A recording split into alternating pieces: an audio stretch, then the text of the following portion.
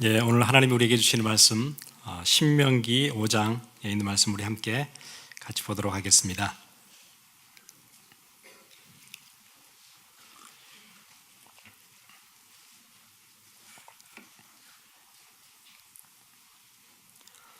예, 하나님의 말씀 신명기 5장 16절 말씀입니다.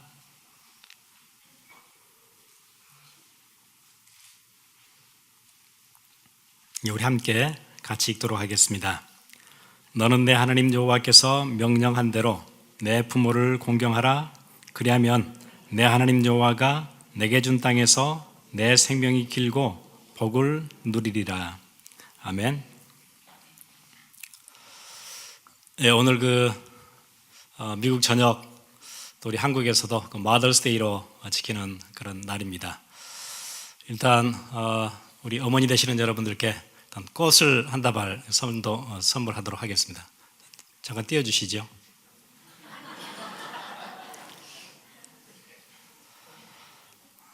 예.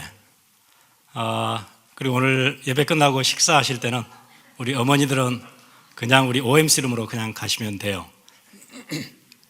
우리 셀라가 예쁜 식탁을 만들어 놓고 서브를 할 예정입니다. 그래서 어머니들은 바로 줄 서지 마시고 바로 식탁으로 OMC로 가시면 되겠습니다. 아버지들은 혹시 자리가 한두 개 남으면 기다리셨다가 그냥 덥석 앉지 마시고 기다리셨다가 혹시 자리가 남으면 앉으시기 바랍니다. 오늘 여기 이제 하나님이 우리 인생이 어떻게 이 땅에서 살아야 된다 하는 중요한 계명들을 우리에게 주셨어요. 그 계명이 적어도 구약에서는 600개가 넘어요. 그 600개가 넘는 계명들을 10가지로 요약을 해서 출애굽기 20장에 노예로 살던 그들을 출애굽시키시면서 10가지로 정리를 딱 해서 주셨어요. 그게 10계명이죠. 근데 오늘 우리가 읽었던 본문은 신명기예요. 출애굽기에서는 막 출애굽했던 1세대들에게 주셨던 말씀이셨고, 오늘 신명기는 이제 그 1세대는 광야에서 다 죽었어요. 400년, 40년이 지나면서 다 죽었지요. 그리고는 2세대들에게 모세가 긴 장편의 설교 한 편을 하죠. 그게 신명기예요. 2세대들에게 다시 한번 리마인드 시켜주는 말씀이 오늘 신명기예요. 뭐라고 얘기하시냐면, 너는 내 하나님 여호와께서 명령한 대로 내 부모를 공경하라. 그리하면 내 하나님 여호와가 내게 준 땅에서 내 생명이 길고 복을 누리리라.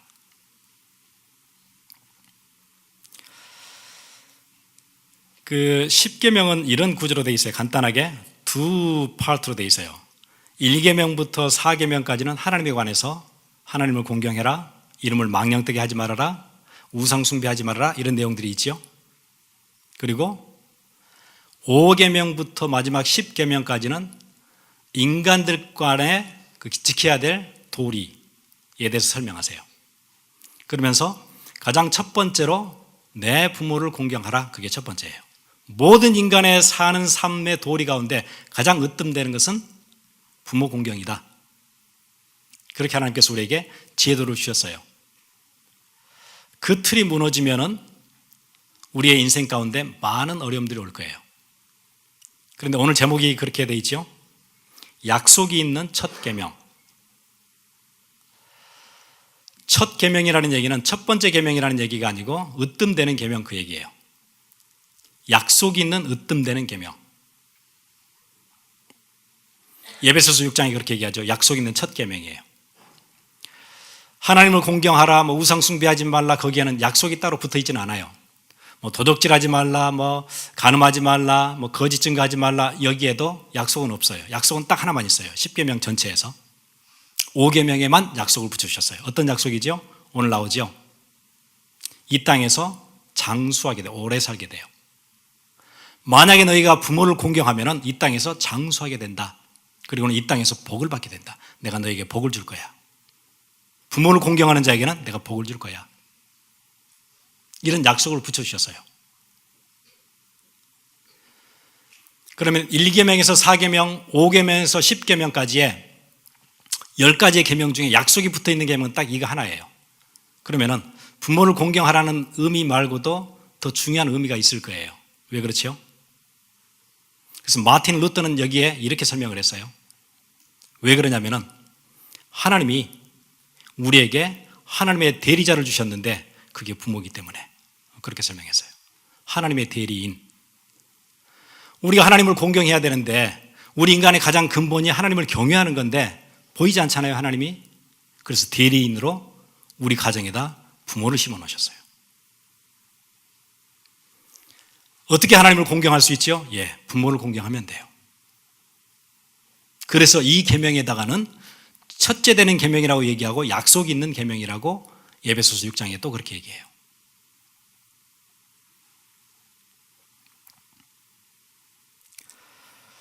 여러분, 레위기 우리가 몇 달 봤었는데 우리 19장 한번 다시 한번 볼까요? 레위기에는 이렇게 살아야 되는 거다. 모든 우리 인간의 삶에 중요한 근간이 되는 내용들을 쭉 설명해요. 19장 우리 한번 같이 보죠.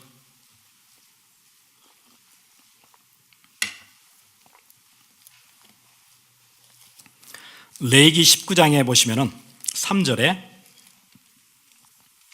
3절부터 이제 시작을 하죠. 너희 각 사람은 부모를 경외하고 나의 안식일을 지키라. 나는 너희 하나님 여호와이니라. 가장 먼저 뭐부터 나오죠? 부모를 공경해라. 그리고 나의 안식일을 지켜라. 4절에는요, 우상을 만들지 말아라. 5절부터 8절에는요, 성물을 여호와께 바르게 드려야 된다. 9절에서 10절은 추수할 때 가난한 자를 꼭 배려해라. 네 인컴이 다 네 게 아니야. 가난한 자에게 배려해야 돼. 11절에 도둑질하지 말고 거짓말하지 말아라. 12절에 거짓 맹세해서는 안 된다. 13절에 품꾼의 싹을 제대로 지급해야 된다. 일을 시켰으면 반드시 보수를 줘야 된다. 14절에 장애인은 인격적으로 대해야 된다.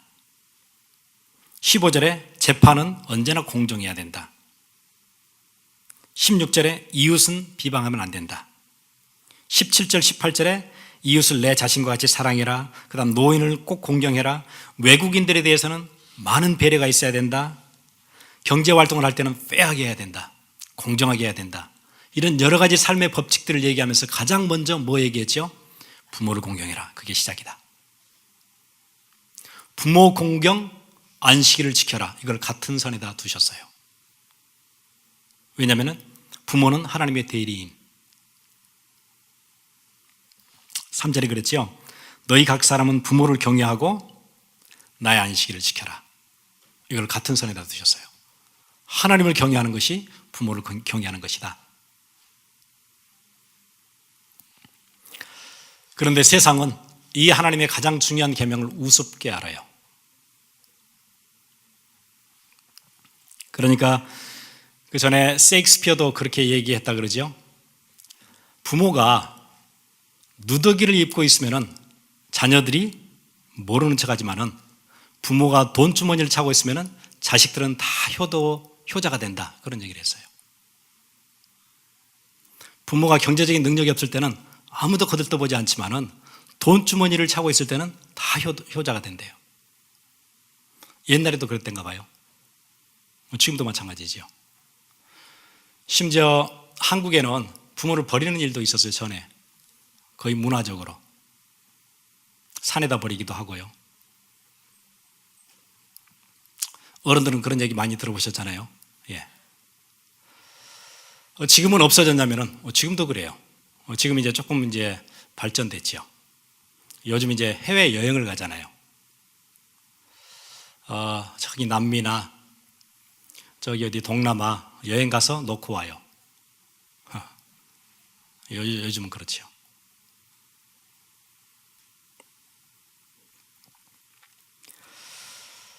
그래서 그런 얘기 있더라고요. 아들이 하나인 부모는 골방에서 죽고 아들이 둘 있는 부모는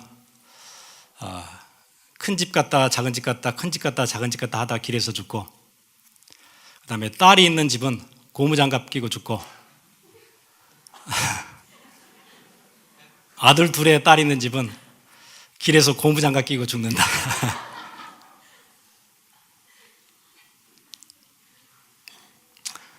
말세 특징 가운데 하나가 부모 거역이라고 성경이 디모데후서 그렇게 얘기해요. 그게 말세 특징이에요. 요즘 주위에서 그런 일들 여러분 자주 보시잖아요. 예, 세상이 거의 끝나가서 그래요. 그래서 여러분 그런 자녀 두시지 않으려면 길은 딱 하나밖에 없는 것 같아요. 내가 신앙적인 좋은 부모가 되는 거예요. 그 길이 딱 하나예요. 내가 신앙적인 최고의 부모가 되는 거예요.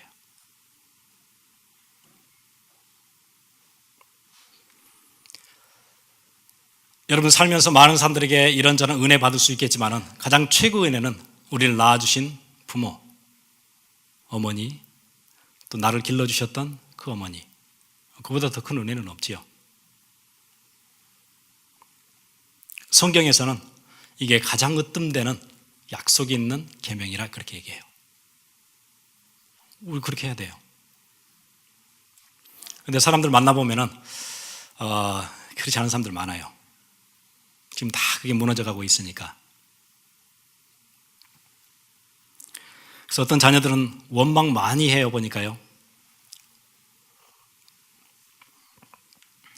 부모님이 자기한테 해준 게 없대요. 해준 게. 왜 그런 원망이 나오죠? 예, 받을 생각을 하니까 그래요. 받을 생각만 하니까. 성경은 받으라고 얘기하지 않고 부모를 공경하라고 그래요. 내가 하라고. 내가 공경하지 못할 부모가 어디 있겠어요? 받으려고 하니까 부모가 없잖아요. 우리 형은, 우리 누나는 그렇게 챙겨주고 왜 나는 안 챙겨주느냐? 받을 생각을 하니까 그런 생각이 들죠. 내 친구네 부모들은 다 이거 해주는데 왜 나는 안 해주느냐? 왜? 받을 생각하니까요. 나 학교 다니는 친구들은 부모가 다 이거 다 해주는데 나는 왜 안 해주느냐? 왜? 받을 생각을 해서 그래요. 성경은 뭐라고 얘기하죠? 부모를 공경하라 그래요.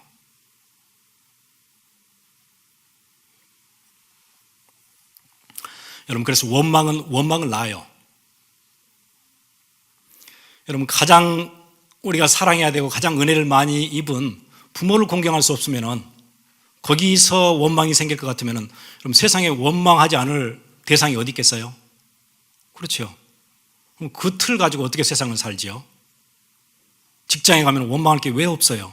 부모도 원망스러운데 벌써 그런 틀을 가지고 내 삶이 시작된다면은 평생 원망하다 가야 돼요. 학교 원망하지요. 선생님이 원망하지요. 정부 원망하지요.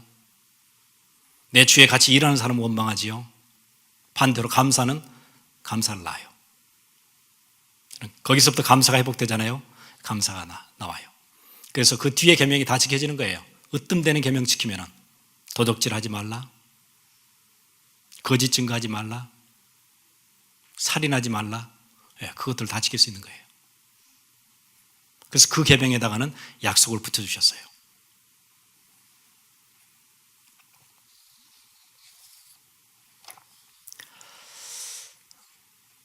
물론 이제 그 경우에 따라서 부모를 공경하기 힘든 또 그런 배경이 있을 수도 있어요. 그럴 수 있잖아요.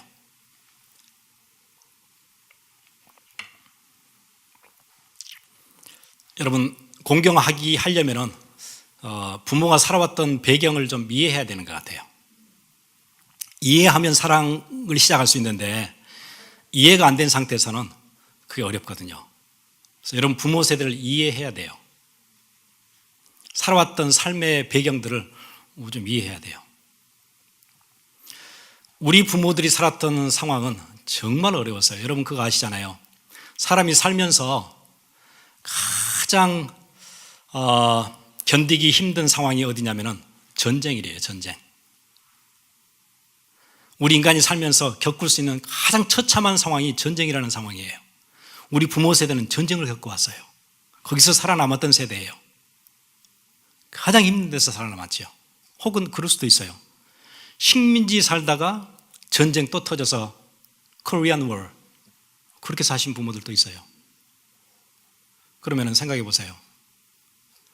그분들의 인생이라는 것은 정말 어려웠던 인생이에요. 거기서 우리를 낳았고 길러주신 분이거든요. 그 상황 이해해야 돼요. 나한테 왜 이거 안 해주냐? 그럴 수가 없지요. 또 여기 앉아 계신 분들 중에 또 많은 분들은 이민 가정이잖아요. 이민 가정이라는 얘기는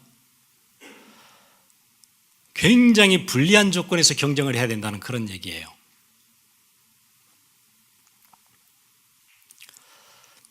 이민을 왔어요. 예를 들어서 내가 달리기를 해요. 마라톤을 해요. 여기 우리 마라톤 여러 번 했던 친구 있잖아요. 쉽지 않은 일이지요. 몇 시간을 안 쉬고 뛴다는 거 쉽지 않은 일이거든요. 똑같은 스타트한 출발점에서 같은 조건으로 뛰어도 쉽지 않은 건데 불리한 조건으로 시작하는 거예요. 한 발로 뛰는 거예요. 어떻게 그 경쟁에서 이기겠어요? 마라톤을 뛰는데 나는 아주 불리한 조건으로 시작해야 돼. 한 발로 뛰어야 돼요. 그러니까 뛰다 쓰러지고 일어서면 다리 힘 풀리고 못 뛰는 거예요. 이민 세대는 그렇게 시작한 세대예요. 여기 오니까 배경이 없잖아요. 준비된 거 없잖아요. 일단 가장 먼저 경제 문제 오잖아요. 그걸 헤쳐나가야 되는 거예요. 같은 선상에서 뛰는 게 아니에요. 경제도요.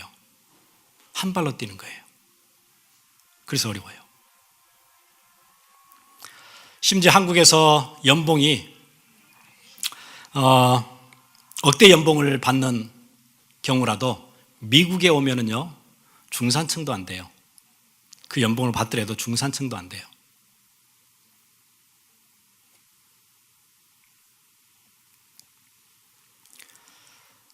그리고 미국 안에 있는 또 이제 한인의 경우를 들자면은 한인 커뮤니티는 작고 작아요. 한인들을 상대로 대상으로 비즈니스를 하는 것은 거의 미래가 없다고 봐야 돼요. 확장할 수가 없어요.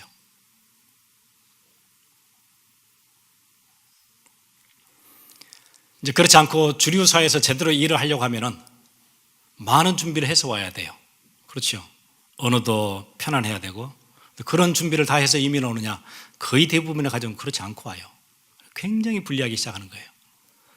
남들 다 준비해서 뛰는데 나는 한 발로 뛰어야 되는 그렇게 불리한 싸움을 하는 거예요. 그 가운데서 여러분을 길러내고 학교 다니게 하고 모든 뒷바라지를 했던 거예요. 거기에 대한 상황에 대한 이해가 있어야 돼요.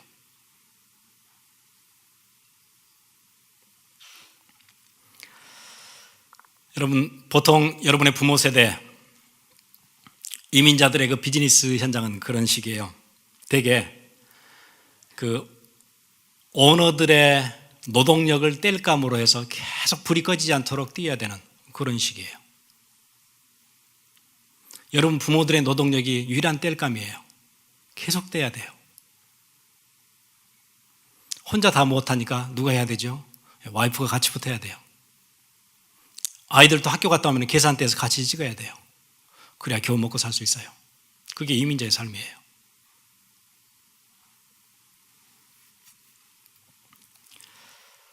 어쩌다가 운 좋게 사업이 그나마 되어져요. 그렇다고 해서 그 고달픈 삶이 끝나는 거 아니에요. 계속 그렇게 했을 때 되는 거예요. 먹고 살 수 있는 거예요.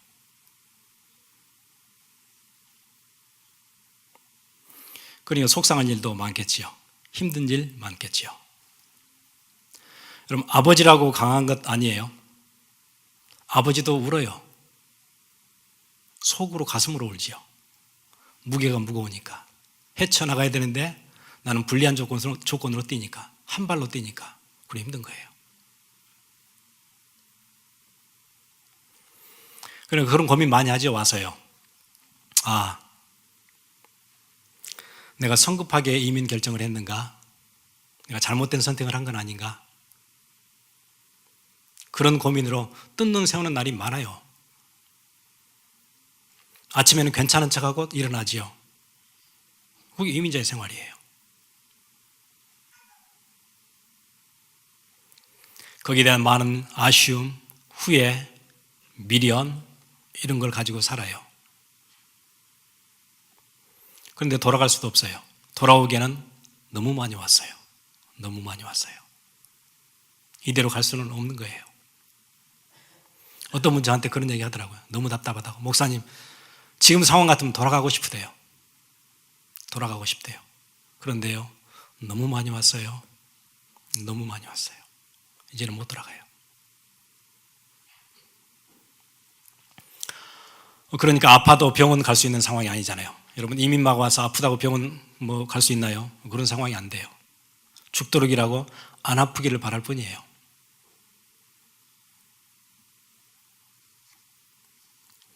그리고는 거기에다가 큰 짐이 또 하나 있지요.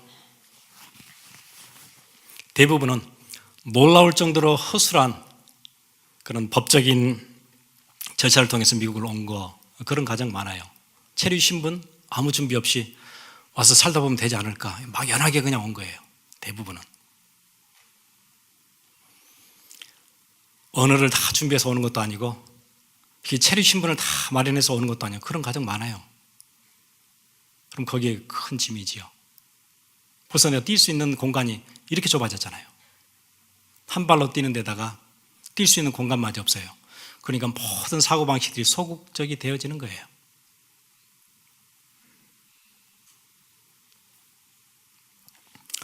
또 가끔 이제 부모들 얘기 들어보면은 한국의 교육 상황 보니까 너무 실망스러워서 무작정 왔대요. 그분들이 한국만 보고 미국을 못 보신 거예요. 미국의 교육은 이미 바닥을 쳤어요. 그걸 못 보고 오신 거예요. 여기 오면 훨씬 좋을 거라고 생각하는 거죠. 미국 하이스쿨의 수준은 한국의 중학교 2학년 수준도 안 돼요. 미국 전역의 졸업 78%, 22% 졸업도 못해요. 여러분, 여기 캘리포니아 말고 바로 다음 주 네바다 56% 졸업률이에요. 절반 졸업 못해요. 그게 미국의 교육이에요. 여기 오면 무조건 되는 건 아니거든요. 그러니까 거기에 자녀들 방황하지요. 아픔이 많은 거예요.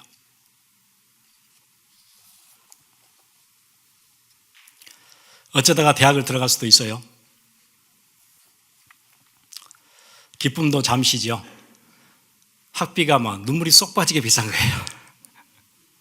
감당할 수 없는 거예요. 그게 현실이에요.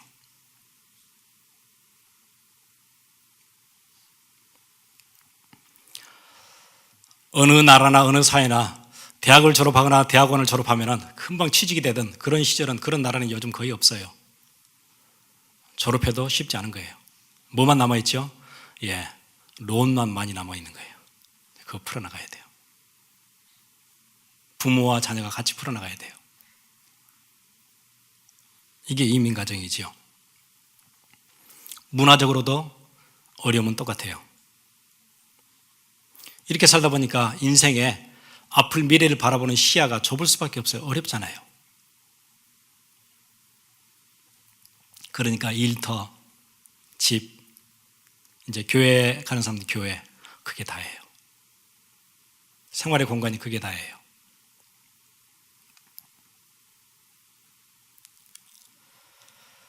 내가 지금 이 땅에 발을 딛고 살고 있지만은 이 땅과는 정신적으로는 괴리가 커요. 간격이 커요. 그러니까 이 땅이 지금 어떻게 돌아가고 있는지 뉴스를 잘 알 수가 없어요. 형편이 그렇지 않아요. 시간도 안 되고 잘 몰라요. 그러니까 살지도 않는 한국의 뉴스만 이게 목매고 있는 거예요. 그 우리 살지도 않는 땅인데 그 뉴스만 알고 있어요. 아무 도움 안 돼요, 여기서요.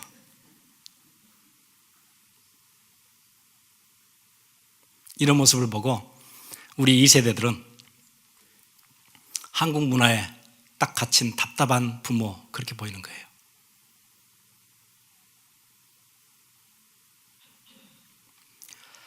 설령 부모하고 좀 속 깊은 얘기를 하고 싶은데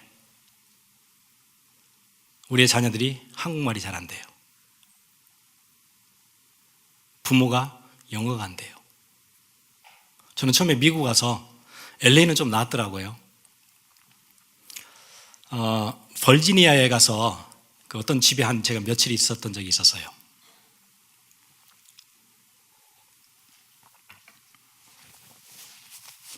제가 그 집에서 꽤나 충격받았어요. 처음에 미국 온 지 얼마 안 됐었는데 부모가 영어를 단 한마디도 못해요. 두 분 다. 땡큐 헬로우 말고는 거의 하시는 게 없는 것 같아요.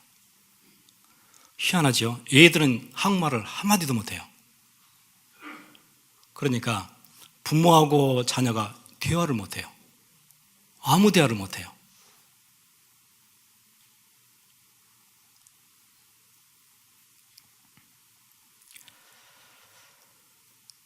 이게 이제 이민 가정이에요.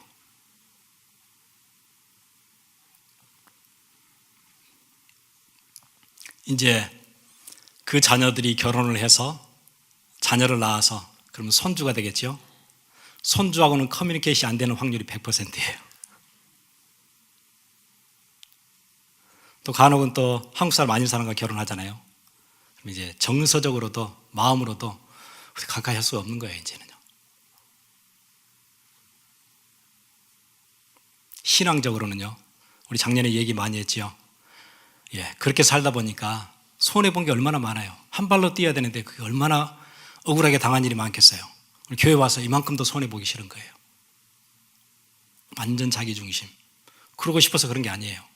그럴 수밖에 없는 환경에 들어온 거예요. 나도 모르게 그렇게 되어졌어요. 원래 한국 사람들은 조그마한 거 있어도 서로 나눠 먹는 그런 인심이 후한 민족이에요. 원래는. 여기 오니까 그게 안 돼요. 이만큼도 손해를 못 봐요. 그러니까 써져 있더라니까요. 어느 교회 갔더니 교회 부엌에 남은 음식은 가져갈 수 없습니다. 저는 그거 딱 보면 무슨 얘기인지 알았어요. 거기에 많은 갈등이 있었겠지요. 그래서 시험 드는 사람 많이 있었겠지요.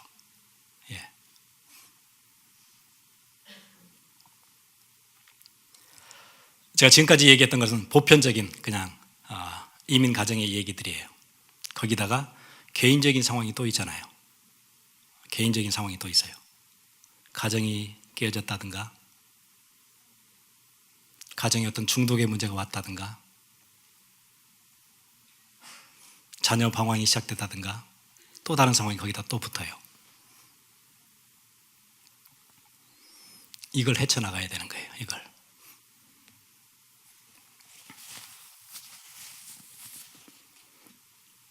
그러니까 살아왔던 환경이 문화적으로, 신앙적으로, 경제적으로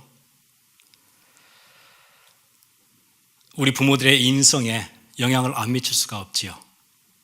그래서 아픈 거예요. 그러니까 우리의 자녀 세대와는 다를 수밖에 없어요. 세계관이 다르고 생각하는 게 다를 수밖에 없어요. 이해라는 것을 갖지 않고 우리 부모 세대를 보면은 참 힘들어요. 부모를 공경하라는데 공경하기가 힘들어요. 왜 그렇게 사는지 이해할 수 없을 때가 많아요.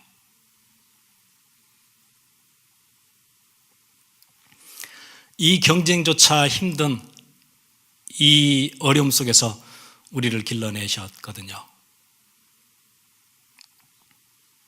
그리고 부모가 되면은 그런 게 생겨요. 자식들이 기침만 좀 심하게 해도 가슴에 화살 박히는 같은 그런 느낌이 오지요. 그래요.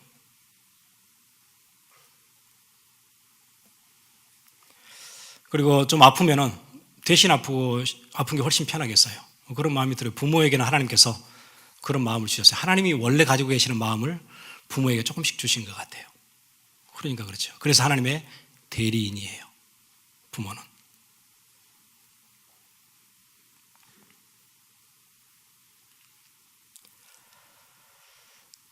전에 그 한국의 온몸에 3도 화상 사고로 교통사고인 것 같아요. 입었던 그 대학교 다니던 어떤 그 여학생, 그 사람 책이 있어요. 제가 읽어봤는데, 여러분 그 화상을 입으면은 그거 참 고통스럽거든요. 가장 고통스러운 것 중에 하나일 거예요. 얼굴, 이건 피부를 다 걷어내잖아요. 그리고는 다른 몸에서 떼가지고 여기다 붙여요. 그 수술을 10번, 13번 이렇게 계속 하는 거예요. 여기 아물면은 또 이쪽에서 또 떼다기 붓고 여기 벗겨내고 이런 일을 수차례 해야 되는 거예요. 이게 화상이거든요. 어느 날 이 딸이 수술실에서 나와서 의식을 깨면서 옆에 있는 부모에게, 엄마에게 이렇게 묻더라고요. 엄마, 만약 지금 내 얼굴과 엄마 얼굴을 바꾸자면 바꿀 거야?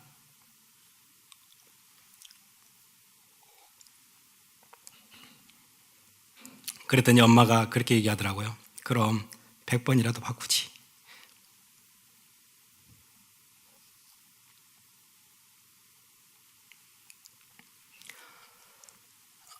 원래 이게 하나님의 마음이거든요. 그거를 우리 어머니들에게, 부모들에게 주셨어요. 그래서 부모를 공경하라고 얘기하는 거예요.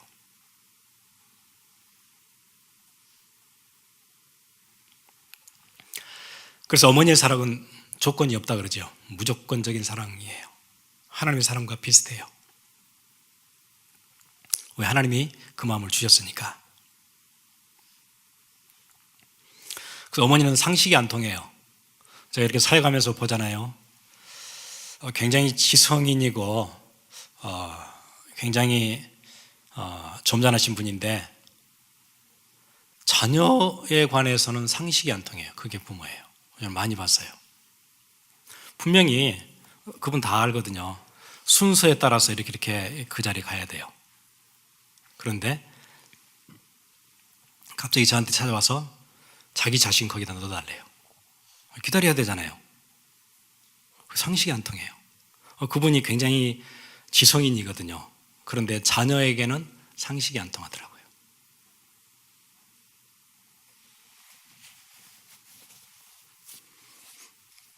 가끔 그 페이스북에 보면은 자기 애 사진만 계속 올리는 사람도 있어요.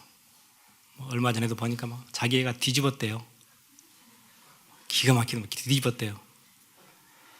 자기나 그러지 다른 사람은 여러분 다 뒤집고 살잖아요.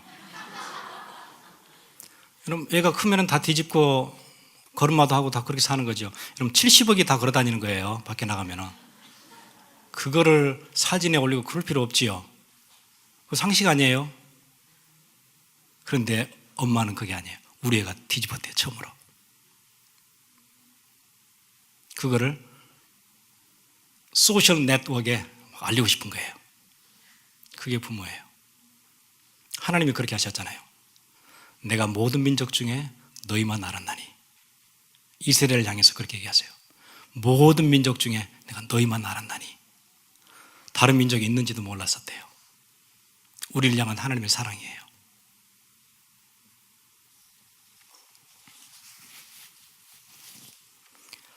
부모는 모든 것을 자식 중심으로 이렇게 보는 것 같아요.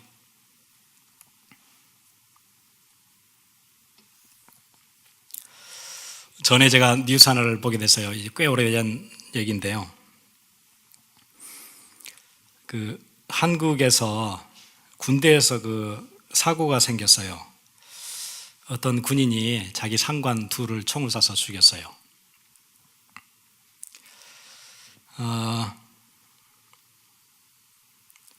그리고 그 소식이 이제 엄마한테 전해졌겠죠. 군법에 넘어갔는데 거기서 사형 선고를 받았어요. 이제 아들이 죽게 된 거죠. 그 부모가 그 소식을 듣고 한강에 가서 투신 자살했어요. 그리고는 신발을 벗고 뛰었는데 신발에 편지 하나를 고무신에다 남겨놓고 뛰었어요. 그 신발에다가 그 메모에다가 그렇게 써놨어요. 선생님들, 이 애미가 대신 죽을 테니 제발 우리 영혼은 살려주세요. 그런 절규예요. 그런데 군법에는 형이 빨리빨리 집행이 돼서 아들은 이미 사형당하고 난 뒤였어요.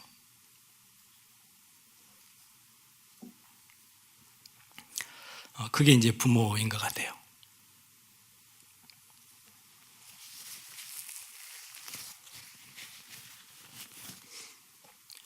우리를 사랑하실 때 하나님께서 자기 아들이 그 참혹한 십자가 고통을 침묵하면서 돕지 않고 바라보시죠. 왜? 그게 되어져야 여러분을 죄에서 건져낼 수 있으니까. 하나님이 여러분에게 주시는 그 사랑이에요. 우리가 약할 때 하나님 우리를 먼저 사랑해 주셨고요. 우리가 원수 되었을 때 하나님이 먼저 다가와 주셨고요. 우리가 죄인 되었을 때 하나님이 자기 아들을 십자가에서 못 박아 죽게 만들었어요. 그리고 여러분을 구원하셨어요. 부모를 통해서 우리가 하나님의 사랑을 조금씩 알 수 있어요. 부모된 자에게는 자식을 생각하면서 하나님의 사랑을 조금씩 알 수 있게 됐어요. 그게 마더스데이예요.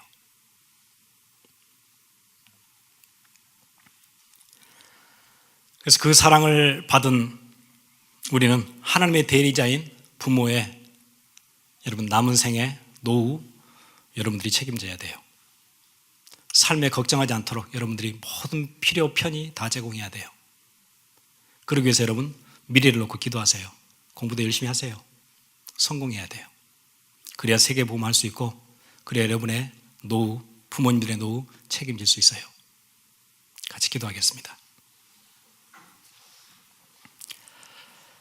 그게 여러분들에게 주시는 하나님의 계명이고 하나님의 뜻이에요. 함께 기도하겠습니다.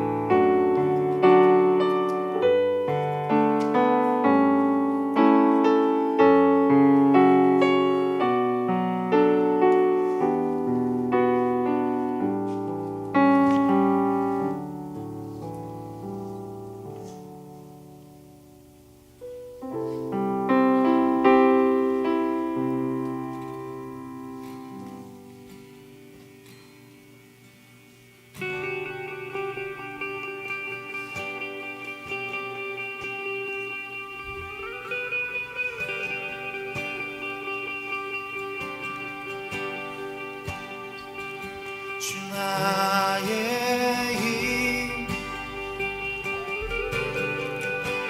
그 어떤 힘도 이같지 않네. 주 나의 힘 주의 소망 주의 소망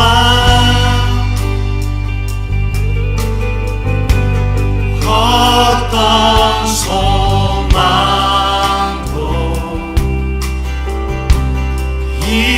이같지 않네. 주의 소망 주의 충만한 은혜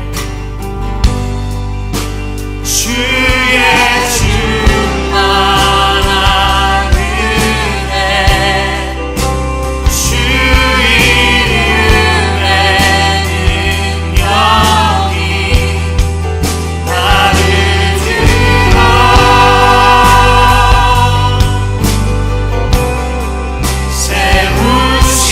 세우시네. 주의 사랑 주의 사랑 산보다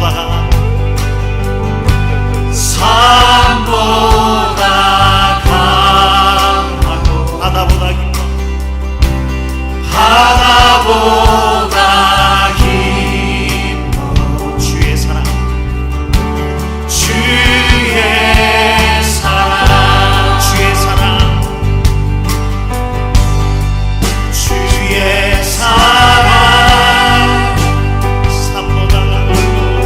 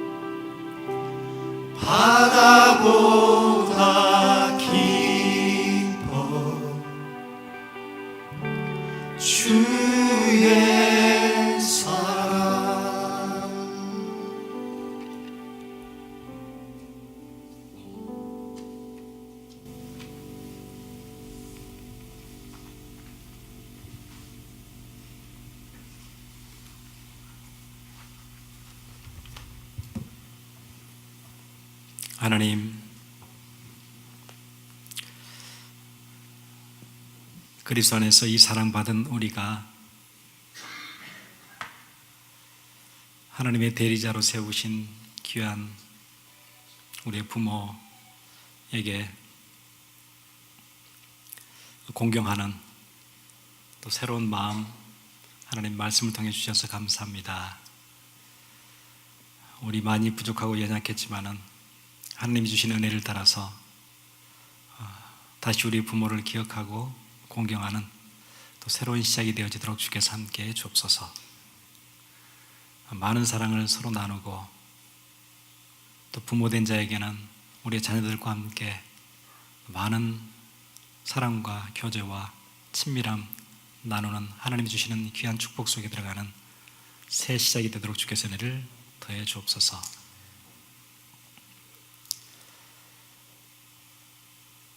오늘 드린 귀한 예물 하나님 받으시고 우리의 연보가 더 풍성하도록 우리의 삶의 현장에 우리의 일터에 세임 주시고 새 능력 주시기를 간절히 원합니다.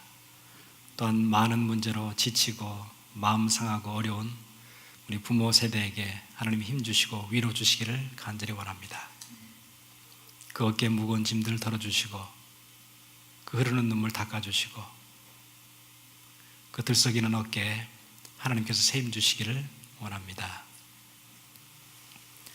지금은 우리를 구원하신 예수 그리스도의 놀라우신 은혜와 하나님의 무한하신 사랑하심과 성령님의 감화 감동 교통하심이 지금 이 자리에 하나님의 5번째 계명받고 돌아가는 주의 귀한 백성들 머리 위에 지금으로부터 영원토록 함께 있을지어다. 아멘.